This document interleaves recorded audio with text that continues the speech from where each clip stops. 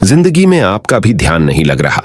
ज्यादा सोचने की वजह से बार बार आपको घबराहट होती है और आपका हृदय भी जोर जोर से धड़कता है और बार बार निगेटिव विचार आपके भी दिमाग में आते हैं। तो इस ज्यादा सोचने वाली बीमारी से बचने के लिए और इस बीमारी को दूर करने के लिए आज हम आपको एक बौद्ध भिक्षु की कहानी के माध्यम से आपकी समस्या का हल बताएंगे। तो आज के इस कहानी को पूरा देखें ताकि आप भी इस कहानी को सुनने के बाद आपकी समस्या से छुटकारा पा सके। तो चलिए आज के कहानी की शुरुआत करते हैं। एक बार चीन के एक हिस्से में बहुत बड़ा मठ था जहां लगभग 500 भिक्षु रहते थे। वो सभी अपने गुरु के मार्गदर्शन में खुद को जानने का अभ्यास कर रहे थे। एक दिन एक लड़का उस मठ में शिष्य बनने के लिए आया। उसने मास्टर से कहा, मास्टर, मैं खुद को जानना चाहता हूं। मैं सच की तलाश कर रहा हूं। मैं पता लगाना चाहता हूं कि सच क्या है। मास्टर ने उसकी ओर देखा और कहा कि अगर तुम सच जानना चाहते हो तो तुम्हें अपना पूरा जीवन दांव पर लगाना होगा। सच को जानने में तुम्हारा पूरा जीवन लग सकता है, फिर भी इस बात की गारंटी नहीं है कि तुम्हें इस जीवन काल में सच का पता लगेगा या नहीं। क्या तुम इसके लिए तैयार हो? शिष्य ने कहा। मास्टर, मैं यहां पीछे मुड़ने के लिए नहीं आया हूं, मैं इसके लिए तैयार हूं। गुरु ने कहा, अगर ऐसा है तुम एक काम करो, इस मठ में 500 भिक्षु है, तुम उनके लिए चावल कूटने का काम करो। बस सुबह से शाम तक चावल कूटने का ही काम करो और जब तुम थक जाओ तो सोने चले जाओ। फिर अगली सुबह उठकर चावल को कूटना शुरू कर दो।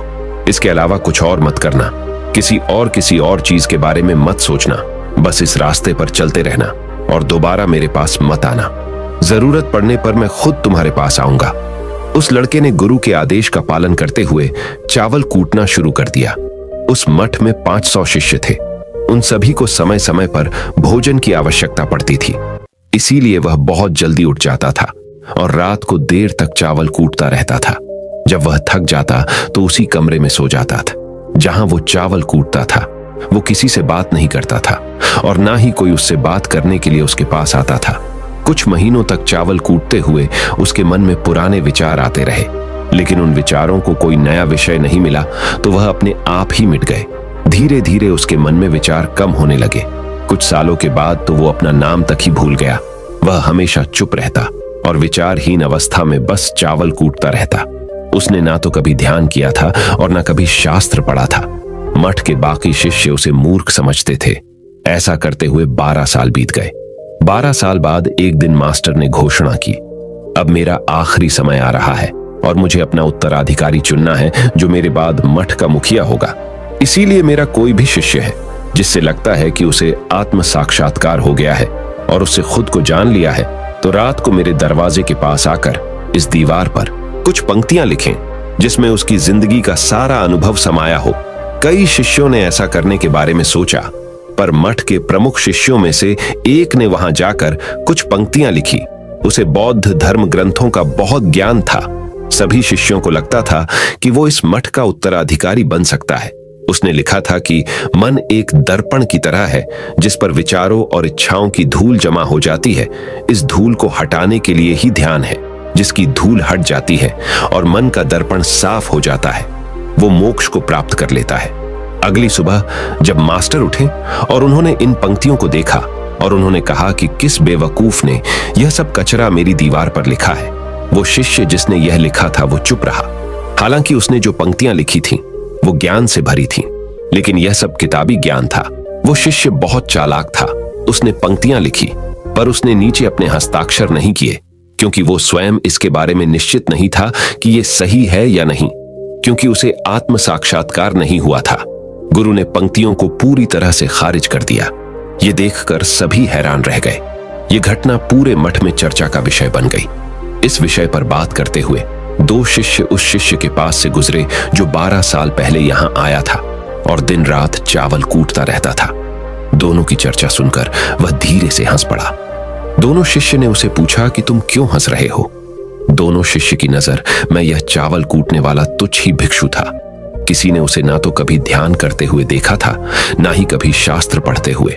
हर कोई उसे मूर्ख समझता था जो बस चावल को ही जानता था। उस मठ में बहुत बड़े बड़े विद्वान थे, लेकिन उस चावल कूटने वाले को किसी से कोई मतलब नहीं था। इसीलिए वह दोनों शिष्य उसे मुस्कुराता हुआ देखकर चकित रह गए। उन्होंने फिर उससे पूछा कि तुम क्यों हंस रहे हो। उसने जवाब दिया, मैं इसीलिए हंसा कि मास्टर सही बोल रहे हैं, यह सब पंक्तियां कचरा है, इन पंक्तियों का कोई मूल्य नहीं है। वो दोनों शिष्य चौंक गए। उन्होंने उसे पूछा कि क्या तुम ऐसी पंक्तियां लिख सकते हो जो इससे भी बेहतर हो। चावल पीसने वाले ने जवाब दिया, नहीं, क्योंकि मैं अनपढ़ हूं, लेकिन हां, मैं कुछ पंक्तियां कह सकता हूं। अगर तुमने उन पंक्तियों को तुम लिख सकते हो तो मैं तुम्हारे साथ जाने के लिए तैयार हूं। उन दोनों शिष्यों ने कहा, ठीक है। वे मास्टर के कमरे के पास गए और चावल कूटने वाले ने कुछ पंक्तियां बोली और दूसरे शिष्य ने उस दीवार पर लिख दिया और उन पंक्तियों के नीचे लिख दिया कि चावल कूटने वाला। उन्हें लगा कि मास्टर इस पर भी गुस्सा करेंगे। जो पंक्तियों उसने लिखने के लिए कहा था बहुत अद्भुत थी और वो पंक्तियां थीं, मन तो बस एक का भ्रम है ना, तो मन है, ना ही मन का कोई दर्पण है, और जब मन ही नहीं है तो धूल कहां ठहरेगी। जो ये जानता है वो सच को जान गया। जब गुरु ने ये पंक्तियां देखी तो वे आधी रात को उठे और चावल कूटने वाले के पास गए। वह सो रहा था। मास्टर ने उसे जगाया और कहा कि ये लो, मेरी छड़ी और मेरे वस्त्र ले लो। आज से तुम मेरे उत्तराधिकारी हो, लेकिन इस मठ को छोड़कर कहीं दूर चले जाओ, क्योंकि इस मठ में बहुत सारे विद्वान हैं जो खुद को तुमसे ज्यादा श्रेष्ठ मानते हैं और वो तुम्हें मार देंगे। वो इस बात को बर्दाश्त नहीं कर सकते कि एक साधारण सा चावल कूटने वाला उनसे ज्यादा विद्वान निकला। तुम्हें वह सारा ज्ञान हो गया है जो मुझे है। तुम्हें यह सारा ज्ञान चावल कूटते कूटते हुआ है, और मुझे पता है कि तुम जहां भी जाओगे लोग तुम्हारे पास आने लगेंगे, क्योंकि जब कोई फूल खिलता है तो उसकी महक हर तरफ फैलने लगती है। उसने अपने गुरु के पैर छुए और रात को ही वहां से चला गया। अगर हम अपनी जिंदगी में देखें तो पाएंगे बहुत से लोग सोचते हैं कि ध्यान केवल एक ही जगह बैठकर आंखें बंद कर कर ही किया जा सकता है, लेकिन हकीकत में ऐसा नहीं है। ध्यान तो चलते चलते भी किया जा सकता है, अपना कुछ काम करते हुए भी ध्यान किया जा सकता है। असल में ध्यान का मतलब यह है कि आप जो भी काम कर रहे हैं उसे अपनी शिद्दत से करें कि आपको आपके शरीर का ख्याल भी ना रहे। बिल्कुल उस चावल पीसने वाले की तरह जो चावल कूटने में इतना मग्न हो गया कि उसको खुद का कोई ख्याल ही नहीं रहा। उसने चावल कूटते हुए ही उसने आत्म साक्षात्कार प्राप्त कर लिया। हर समय वर्तमान में रहना और कुछ नहीं सोचना। मन तब तक ही है जब तक विचार है। जब विचार ही नहीं रहेंगे तो मन भी गायब हो जाएगा। जब मन ही नहीं रहेगा तभी तुम अपने आप को अच्छे से जान पाओगे। असल में हमें अपने वास्तविक रूप को जानने के लिए कोई अन्य साधना करने की आवश्यकता नहीं है। हम जो कुछ भी कर रहे हैं बस उसमें हमें पूरी तरह से खो जाने की जरूरत है। अपने काम में इस कदर से लीन हो जाओ कि आपका काम भी ध्यान बन जाए। ज्यादा सोचने वाले लोगों के लिए दूसरी रहस्यमयी कहानी अब हम आपको बताएंगे। तो चलिए कहानी की शुरुआत करते हैं। एक गांव में एक आदमी रहता था जो ताले तोड़ने के मामले में एक्सपर्ट था, यानी कि जहां कहीं भी ताले तोड़ने की बात आती थी या लॉक को खोलने की बात आती थी तो उसका नाम सबसे पहले लिया जाता था। एक दिन कुछ समझदार लोगों ने उसकी परीक्षा लेनी चाहिए और उसको बता दिया गया कि आपको इस जगह पर इस तारीख को आना है और ताले को तोड़ना है। जब वह समय के अनुसार तय दिनांक को वहां पहुंच गया तो उसको प्रतियोगिता के नियम समझा दिए गए। आपको एक बॉक्स में बिठा दिया जाएगा और उस बॉक्स को पानी में उतार दिया जाएगा। आपको ताला खोलकर बाहर आना होगा। इस बीच आपको लगता है कि लॉक आपसे नहीं खुल पाएगा तो आप इमरजेंसी बटन को दबा सकते हैं और ऊपर आ सकते हैं, लेकिन आप प्रतियोगिता में हार जाएंगे। उसने सभी नियमों की हां कर दी और पानी में चला गया। जैसे ही वह पानी में पहुंचा तो उसने जेब में से एक तार निकाला और लॉक को खोलने की कोशिश करने लगा। 4 से 5 बार कोशिश करने के बाद वह बार बार विफल हो रहा था, लेकिन उससे लॉक नहीं खुल रहा था। अब ज्यादा समय तक पानी में रहना उसके लिए और भी मुश्किल था, क्योंकि सांस रोकना आसान नहीं था। फाइनली उसने अपना पूरा दिमाग लगाया और एक बार अंतिम प्रयास किया। वह विफल हुआ और उसने इमरजेंसी बटन दबा दिया। धीरे धीरे ऊपर आने लगा। पानी के ऊपर आए बॉक्स को बाहर निकाला गया और हल्का सा धक्का देकर खोला गया। वह अचंभित हो गया कि एक बार भी मेरे दिमाग में यह ख्याल क्यों नहीं आया कि मैं इसको धक्का देकर खोलूं। हो सकता है कि ये लॉक ही ना हो। तो यही होता है, जब हम भी बहुत ज्यादा सोचते हैं तो इसका खामियाजा हमें भुगतना पड़ता है। कभी कभी ना सोचने से भी जवाब मिल जाता है। इसलिए किसी ने कहा है कि जो कुछ नहीं करते वह कमाल करते हैं। जी हाँ दोस्तों, यह बात बिल्कुल सही है। कभी कभी दिमाग को जब हम शांत रखते हैं और ठंडे दिमाग से सोचने की कोशिश करते हैं तो हमें बेहतर समाधान मिल जाता है। अब हम आपको बताएंगे कि ज्यादा सोचने की यह बीमारी के मुख्य कारण क्या है, जिससे आपको ज्यादा सोचने की बीमारी हो जाती है। अत्यधिक सोच के कुछ मुख्य कारण। पहला कारण, वर्तमान से ज्यादा भूतकाल या भविष्य के बारे में ज्यादा चिंता करना। आप जो काम अभी कर रहे हैं उससे ध्यान हटाकर अपना ध्यान बीते हुए समय या आने वाले समय पर लगाएंगे तो आप ओवर थिंकिंग के शिकार होते जाएंगे। दूसरा कारण, काम का ज्यादा तनाव होना। जब वर्कलोड ज्यादा होता है तो दिमाग भी तेजी से चलने लगता और यह तनाव का रूप ले लेता है और दिमाग में वो विचार भी आने लगते हैं तो काम से संबंधी नहीं है और लोग ओवर थिंकिंग के शिकार हो जाते हैं। तीसरा कारण, डर का बना रहना। जब व्यक्ति के अंदर डर होता है, जैसे नौकरी छूट जाने का डर, प्रमोशन न होने का डर, काम में असफल हो जाने का डर, पैसे न मिलने या डूब जाने का डर, व्यक्ति इस डर को लेकर कल्पना करता रहता है। भले ही ऐसा न होने वाला हो, लेकिन धीरे धीरे यह डर उसे जरूरत से ज्यादा सोचने पर मजबूर कर देता है। चौथा कारण, कॉन्फिडेंस की कमी। जब व्यक्ति में किसी काम को करने के प्रति उलझन बनी रहती है तो कॉन्फिडेंस कम होता जाता है, जिसके चलते नकारात्मक विचार दिमाग को घेरना शुरू कर देते हैं और व्यक्ति ज्यादा सोचना और चिंता करना शुरू कर देता है। पांचवा कारण, चीजों के बारे में सकारात्मक से ज्यादा नकारात्मक विचार। जब व्यक्ति छोटी छोटी बातों के नकारात्मक पहलू के बारे में ज्यादा सोचना शुरू कर देता है तो धीरे धीरे व्यक्ति ओवर थिंकिंग का शिकार होता जाता है। क्या ओवर थिंकिंग यानी अत्यधिक सोच से छुटकारा पाया जा सकता है? तो इसका जवाब है जी बिल्कुल। ओवर थिंकिंग यानी अत्यधिक सोच से छुटकारा पाया जा सकता है, हालांकि थोड़ा समय लग सकता है, लेकिन यदि आप नीचे दिए स्टेप्स को फॉलो करते हैं तो आप ओवर थिंकिंग की प्रॉब्लम से यकीनन छुटकारा पा सकते हैं। तो आइए जानते हैं कि ओवर थिंकिंग की समस्या से छुटकारा कैसे पाएं। ओवर थिंकिंग यानी अत्यधिक सोच से छुटकारा पाने के उपाय।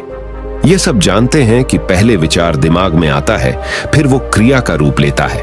हमें कोई भी काम सोच समझकर करना बहुत जरूरी है, पर किसी काम को लेकर जरूरत से ज्यादा सोचना और वो बातें भी सोचना जो काम से संबंधित नहीं है, आपको और आपके काम दोनों को नुकसान पहुंचाता है।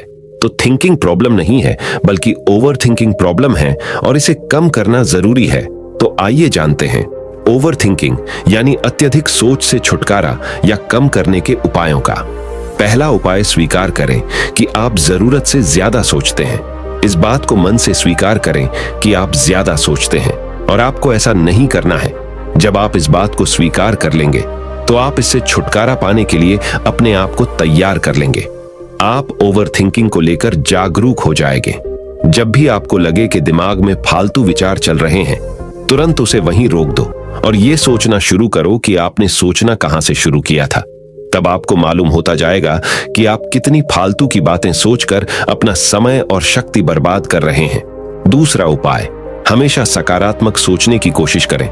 क्या गलत हो सकता है कि जगह क्या अच्छा हो सकता है। सोचें। नकारात्मक विचार डराते हैं और आपका दिमाग चिंता से दौड़ने लगता है।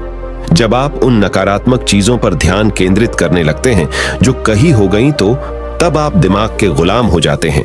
लेकिन जब आप सकारात्मक रूप से सोचते हैं तो दिमाग आपका गुलाम होता है।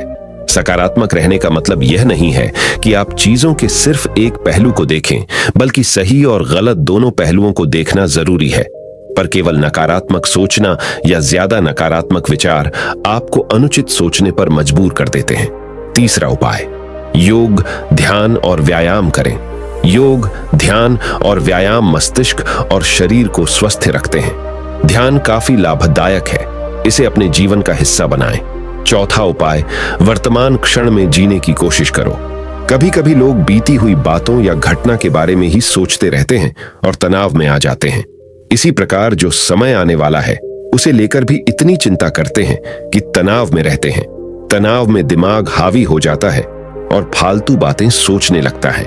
जो समय बीत गया है उससे सीख लो, जो आने वाला है उसकी तैयारी करो। लेकिन यह आप तभी कर सकते हैं जब आप वर्तमान में रहें। इसलिए आप जो अभी कर रहे हैं तो पूरा ध्यान उसी पर लगाओ। पांचवा उपाय, जो बात आपको परेशान कर रही है उसे लिख लें। आपके सोचने के तरीके और आपके महसूस करने के तरीके के बीच एक मजबूत संबंध है। आपके सोचने का तरीका आपकी भावनात्मक स्थिति को प्रभावित करता है और आपकी भावनात्मक स्थिति आपके सोचने के तरीके को प्रभावित करती है। तो जो बात आपको परेशान कर रही है उसे लिख लें।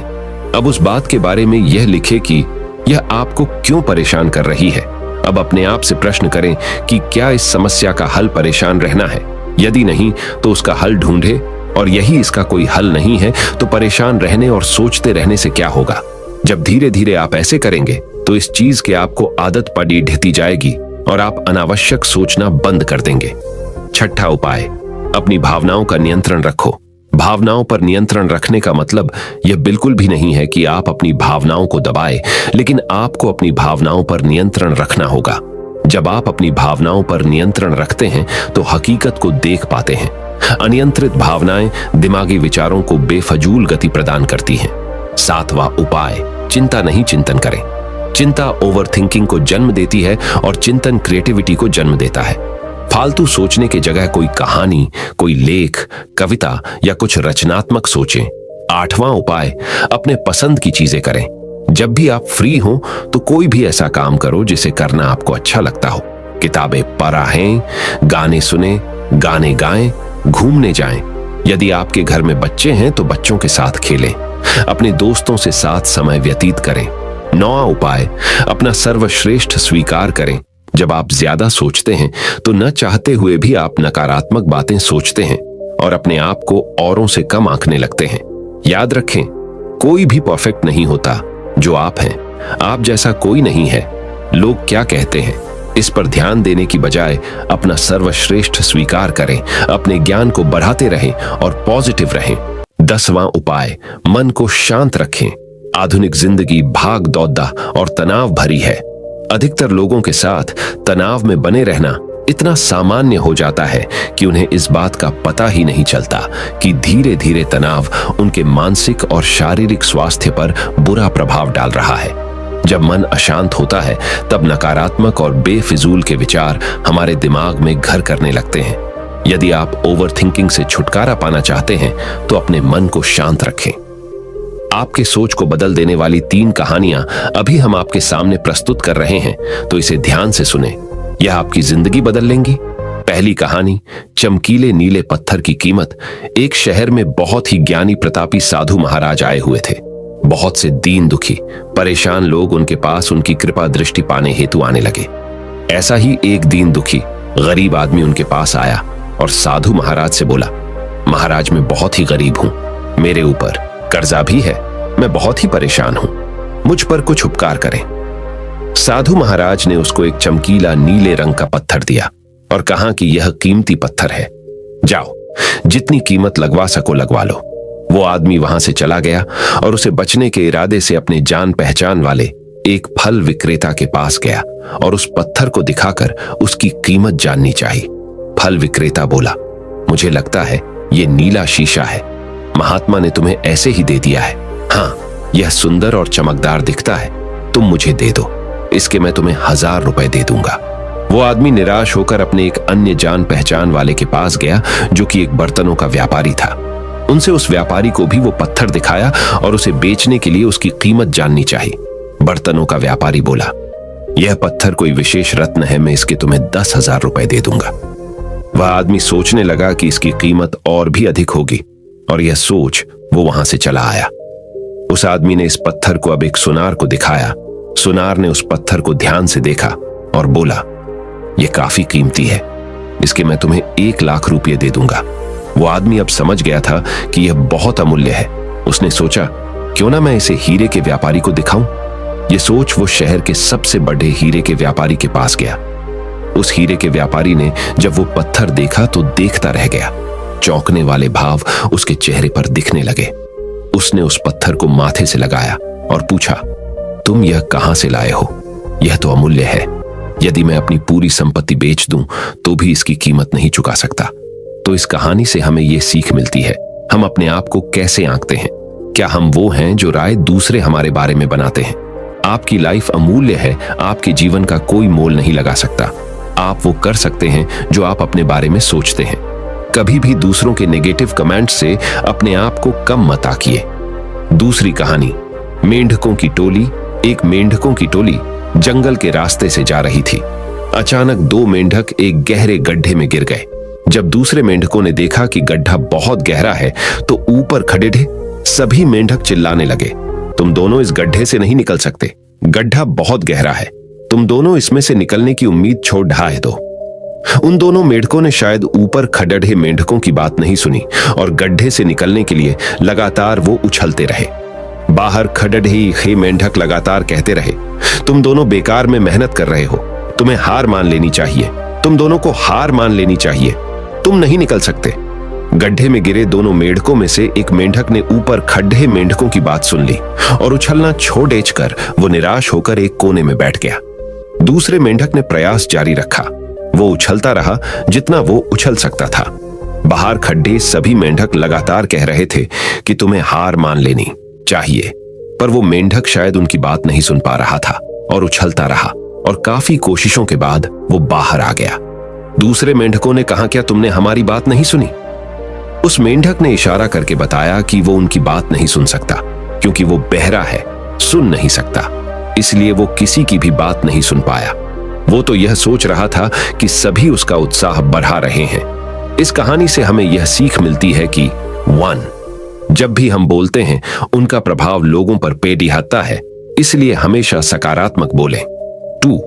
लोग चाहें जो भी कहें, आप अपने आप पर पूरा विश्वास रखें और सकारात्मक सोचें। 3. कार्य ही मेहनत, अपने ऊपर विश्वास और सकारात्मक सोच से ही हमें सफलता मिलती है। तीसरी कहानी, चील और मुर्गी। एक जंगल में बरगद का पेड़ था। उस पेड़ के ऊपर एक चील घोंसला बनाकर रहती थी जहां उसने अंडे दे रखे थे। उसी पेड़ के नीचे एक जंगली मुर्गी ने भी अंडे दे रखे थे। एक दिन उस चील के अंडों में से एक अंडा नीचे गिरा और मुर्गी के अंडों में जाकर मिल गया। समय बीता, अंडा फूटा और चील का बच्चा उस अंडे से निकला और वह यह सोचते बड़ा हुआ कि वो एक मुर्गी है। वो मुर्गी के बाकी बच्चों के साथ बढ़ा हुआ। वह उन्हीं कामों को करता जिन्हें एक मुर्गी करती है। वो मुर्गी की तरह ही कुड्डाता, जमीन खोद कर दाने चुगता और वो इतना ही ऊंचा उड़द डाह पाता जितना कि एक मुर्गी उड़द डाहती है। एक दिन उसने आसमान में एक चील को देखा जो बड़ी शान से उड़द डाह रही थी। उसने अपनी मुर्गी मां से पूछा कि उस चिड़िया का क्या नाम है जो इतना ऊंचा बड़ी शान से उड़द डाह रही है। मुर्गी ने जवाब दिया, वह एक चील है। फिर चील के बच्चे ने पूछा, मां, मैं इतना ऊंचा क्यों नहीं उड़ पाता? मुर्गी बोली, तुम इतना ऊंचा नहीं उड़ सकते क्योंकि तुम एक मुर्गे हो। उसने मुर्गी की बात मान ली और मुर्गे की जिंदगी जीता हुआ एक दिन मर गया। इस कहानी से हमें यह सीख मिलती है कि जो भी हम सोचते हैं या कुछ नया करने की कोशिश करते हैं तो दूसरे हमें यह कहकर रोकते हैं कि तुम ऐसा नहीं कर सकते, ऐसा नहीं हो सकता, और हम अपना इरादा यह सोचकर बदल लेते हैं कि वाकई मैं यह नहीं कर सकता और हार मान लेते हैं। इसका मुख्य कारण है अपने ऊपर भरोसा न होना, अपनी शक्तियों पर भरोसा न होना, अपने काम पर भरोसा न होना। दोस्तों, जो लोग कहते हैं कहने दीजिए, लोगों का काम है कहना। अपने आप पर भरोसा रखें, अपने आप को पहचानें। दोस्तों, अगर जीत निश्चित हो तो कायर भी LDDH जाते हैं। बहादुर वो कहलाते हैं जो हार निश्चित हो फिर भी मैदान नहीं छोड़ डाहते। मित्रों, उम्मीद करता हूं कि आपको इन 3 कहानियों से अपनी सोच को बदल लेने में मदद मिली होगी और आपको अपने ज्यादा सोचने वाली समस्या से छुटकारा पाने के उपाय भी इस वीडियो के माध्यम से आपको मिले होंगे। इस वीडियो से आपको कुछ सीखने को मिला हो तो इस वीडियो को अपने दोस्तों के साथ जितना हो सके उतना शेयर कीजिए और इस वीडियो के एक लाइक कीजिए और हमारे चैनल को सब्सक्राइब कीजिए। इस वीडियो को देखने के लिए आपका बहुत बहुत धन्यवाद। नमो बुद्धाय।